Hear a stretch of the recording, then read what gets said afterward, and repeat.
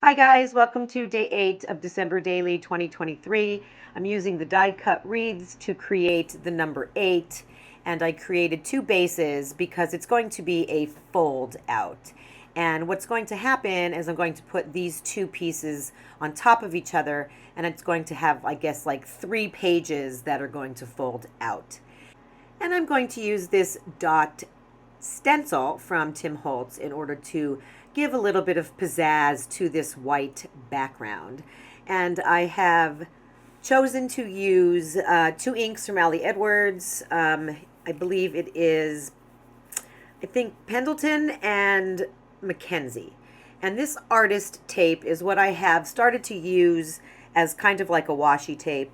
It's very low tack, and I found it recently because I was using white washi tape that I ran out of that I can no longer find. So I will kind of just adhere that down a little bit with that washi tape. And I'm also going to put a piece of that across where the two or the four wreaths meet, because I'm just going to just separate it so I don't make any errors. Then I'll just go through and do that with red, and I will shift the stencil to do it again with green so that there's red and green dots, and you can see that right here they're alternating. And I'll just keep going, right? I'm just going to do the green since I already have the green on the stencil, and I will just keep moving that along, lining it up with the previous markings, and then moving it over to the other side, moving the tape over, and then starting again at the top. So this is just repetitive, but making sure that I try to line them up the best that I can. It's not perfect, but nobody would know but me. And then I will go ahead and I will do the red, cleaning off that stencil and then pulling out the Pendleton ink, and again lining it up so that my red dots and green dots are alternating. If you look closely, you would probably notice that it is not perfect. But there's not a single person on the planet who's going to look more closely than me, and I'll forget all about them not being lined up. They're going to be covered a little bit with some photos, so I'm good. Then I will adhere the left side on top of the right, and then you can see how I'm folding that. The wreaths are a little hard to line up. You kind of have to eyeball them and see how they best fit onto the base. For this one, I'm going to make a shaker, so I'll cut some graphics clear plastic out and adhere that to the back side of the wreath. And then I'll go ahead and get some foam. This is not really thick, but this is like foam strips that I'm just going to go around the inside of the hole, making sure I don't have any spaces so that none of the shaker stuff falls out. And I have this awesome mix that I got. It's called, I think, gingerbread clay mix, and it has little gingerbreads and gingerbread houses. And then I add in there 2 canvas phrases. Probably only needed one because I didn't realize that the backside would not be seen at this time. So I'll go ahead and cut out another piece of plastic going around in a circle, and I will pull off the adhesive from the other side of the foam strips and just kind of lay that plastic on top so that the little, not sequins, but the little shaker mix is kind of free moving inside of there, as well as the canvas piece. So that part's done. This is going to go on the top. Again, it'll have to be lined up. Once you spin it around a couple times, it's really not that bad. I want to put this one on top because my goal is to connect them together and make this one swing up. So that one is going to swing up to reveal the journaling. I'm going to use a gold brad, and I will just use a paper piercer just to make a small hole between both of the wreaths so that the brad can go through, and it will allow that to be free moving on the bottom side. You can see there that it is indeed free moving. And then the key here is to be careful adding this phrase on the inside so that it's straight. So again, this is just a little bit of precision work, putting some adhesive and adhering that to the back of that bottom wreath.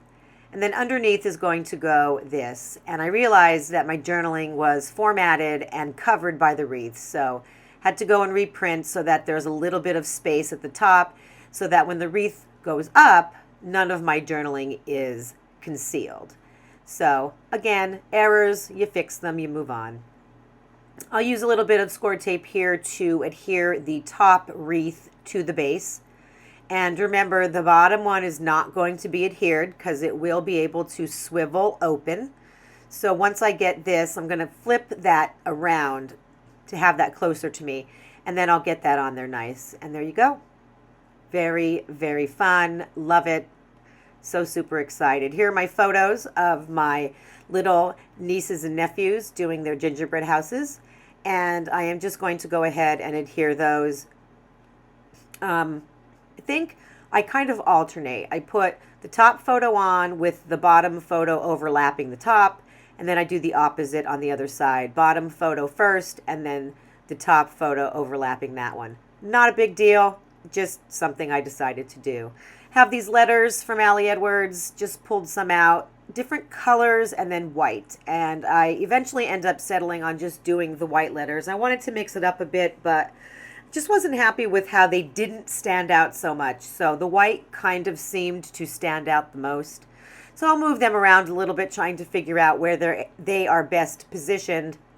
And then I have these tiny gold puffy numbers from this year's December daily release. And I'm going to put their ages underneath the initial of their first names. So we have 2 4s, a 6, and a 1. And so those are all just going to go underneath, kind of moving them with my paper piercer before I push them down. You'll see here I pull out my little stash because I think something needs to go above the word gingerbread. And I'll just go through some of the chipboard phrases from this year's release. And I'll pick one out and adhere that above gingerbread. And then I decided to put a little puffy gold star underneath for the win. And that is just pretty simple. And then this is the plastic, I don't know what they're called, plastic page attachers, I guess. And I'm going to use that in order to attach this to the 6 rings. And I decide that I am going to just hold it in place and use a Sharpie to mark around the outsides. And I'm going to cut it ahead of time so that I'm not fiddling with my page after I've already put it and attached it onto that page attacher. It's just a little bit easier for me. I'm not the best with the craft knife, so I figured cutting it would be the easiest thing. At some point I realized there's film on top of this and I have to remove it. For all I know, there could be film on the other side, but you know what? I just figured no one is going to notice that but me. So there you have it. And this is the end result here. This is what it's going to look like in my album. And when you open it, you will be able to see that there are photos on the inside. And so here it is inside of my album. You'll see that I added a tiny tab sticker to the upper wreath. It's kind of hard to see here, but that's so that it can be opened. And again, you will take the tab and you will be able to pull it open so that you can see all of the additional content on the inside. Once it's open and it lays flat, it will look like this inside of my album, and I am really happy with it. I also did add a piece of twine to the top of that wreath as well for just a little bit of fun. And then this is how it will look when you swivel open the bottom wreath to see my journaling. As always, thank you so much for watching my video and for following along with me. If you have any questions, please feel free to reach out, and I will see you guys in my next video.